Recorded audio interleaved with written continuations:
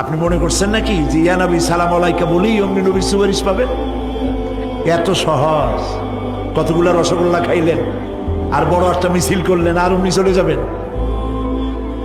পৃথিবীর সব মানুষ, সাহাবায়ে কেরাম বাদ দেন, পৃথিবীর সমস্ত মানুষ একত্রিত হয়ে আবু তালেব রাসূলুল্লাহকে যে ভালোবেসেছেন, ওর 1000 ভাগের 1 ভাগও সারা দুনিয়ার মানুষ রাসূলুল্লাহকেই ভালোবাসতে পারবে? পারবে?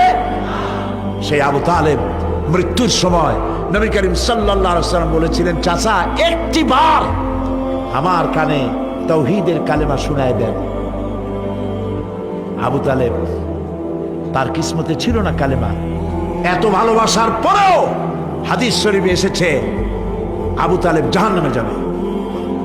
এত ভালোবেসে যদি কিয়ামতে উপায় না হয়, আপনি ইয়া নবী সালাম আলাইকা, ইয়া রাসূল সালাম আলাইকা আর কতগুলো জিলাপি খাইলেন, বড় একটা মিছিল করলেন। প্রিয় ভাই সব, এইসব বেদাত ছাড়ুন, এগুলি সুস্পষ্ট বিদআত। রাসূলুল্লাহকে ভালোবাসবেন, সাহাবীরা যেভাবে ভালোবেসেছেন ওইভাবে ভালোবাসবেন।